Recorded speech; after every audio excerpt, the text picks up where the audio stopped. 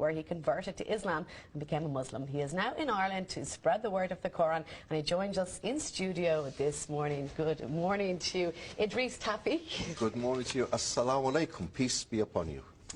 Okay. That's the Muslim greeting, a greeting of peace. Okay, tell us a bit. You were a Catholic priest for 9 years, was it? With my training, yes. Why did you decide to convert? Well, if we had kind of 2 hours or a whole series, I could perhaps tell people it happened through people, through events, when I left the priesthood. I didn't leave the priesthood because I wanted to change my religion, that's for sure. I had no plan of leaving the Catholic Church, none. But when I left the priesthood, it was a big decision to make, and it was upsetting, and it left me feeling very low. And I looked for a holiday, so I needed a good holiday. But I had no money, so I went to the internet and got the cheapest holiday I could find, and the cheapest holiday was a holiday to Egypt. Now, I knew nothing about Egypt. I'd never met a Muslim in my life. And all I knew about Muslims was what the television told me, that they chop your hands off, and that they blow themselves up, and that they hit ladies. So I went to this Muslim country not knowing what to expect, except sunshine.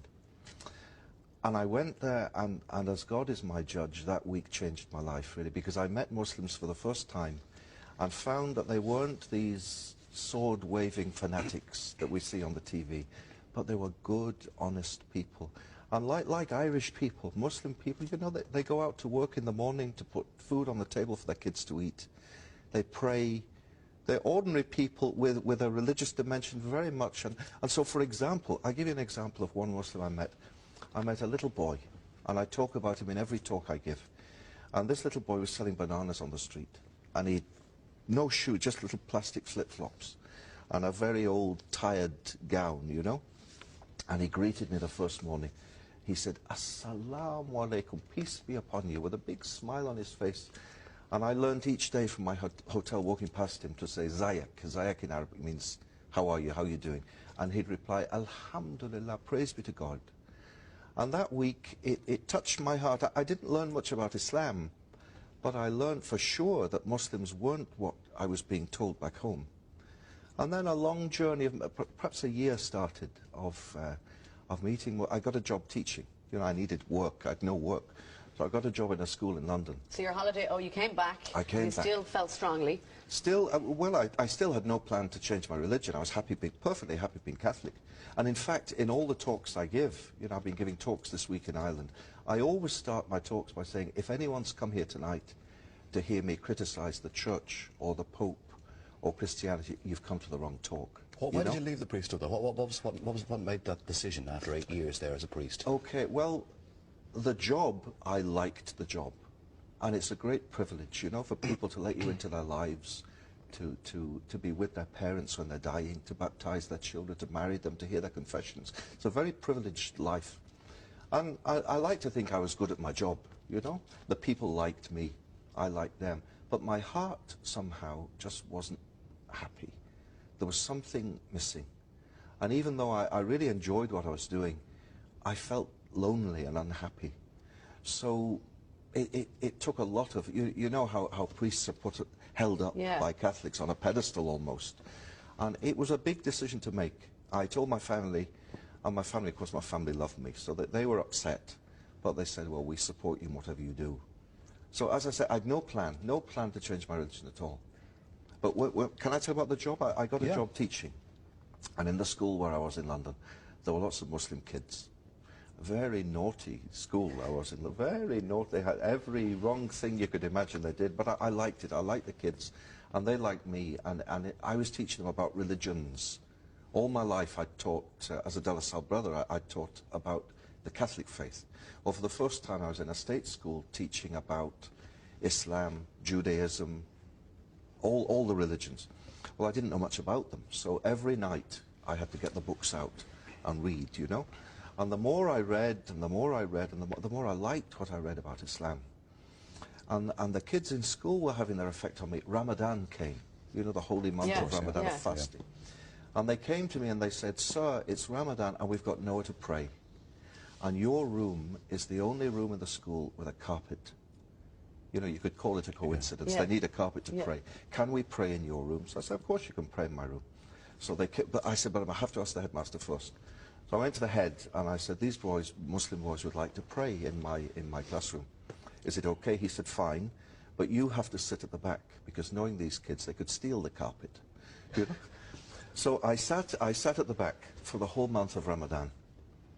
And for the first few days, I just marked my books and prepared my lessons. I paid no attention. Then as the days went by, I'd look at, oh, they're doing this now. Oh, they're doing this now. And I secretly went to the internet and I learnt the prayers in Arabic they were saying. It was a slow process. Very slow process. And it is a lovely religion, and there is a lot of peace, and there is a lot of love espoused. Yeah. But how do you reconcile and equate that with the fact that there are hundreds of thousands of fundamentalists who go to the other extreme, and there is no give and take? It is do it our way, or we'll kill you. Okay, well, the way I'd answer that would be that this island of Ireland is no stranger to extremism and fanaticism done in the name of so-called religion. And the things that happened in the north in this island bore no relation to the message of Christianity, of love and peace. Well, in the same way, things are happening in the world. You know, the other day there was a thing on the TV, and it said that this young girl, this Christian girl in Afghanistan, had been killed because she's Christian. And when I saw it, I was sad.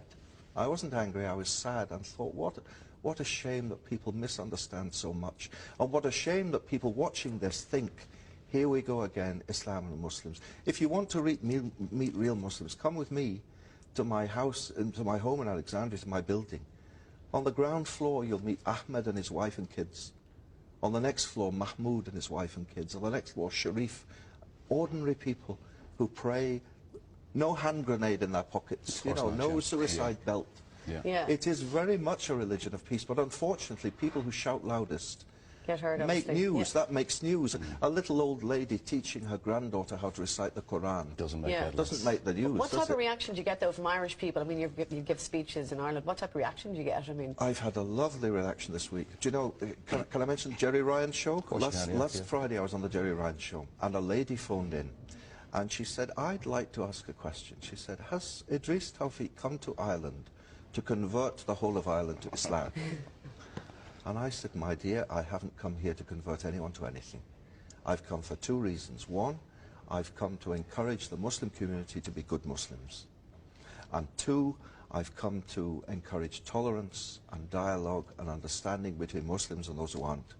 So after that radio show, the first thing I did after praying at Clonskeagh Mosque was we went and we met the Anglican Archbishop of Dublin to say, Assalamu alaikum to you, sir.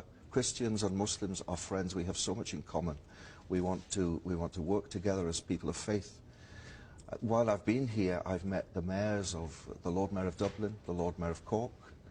He gave me this little lapel pin, which I promised to wear for the show today in Cork City. The Mayor of Limerick, the Mayor of Galway yesterday. I'm telling them, through meeting them, telling them that Muslims in Ireland want to be part of this Irish society they live in. And hopefully it'll work, and hopefully everyone will Hopefully assimilate change some and opinions. society can come together. Inshallah, as we say, God willing. Thank you very much, Idris. Pleasure meeting.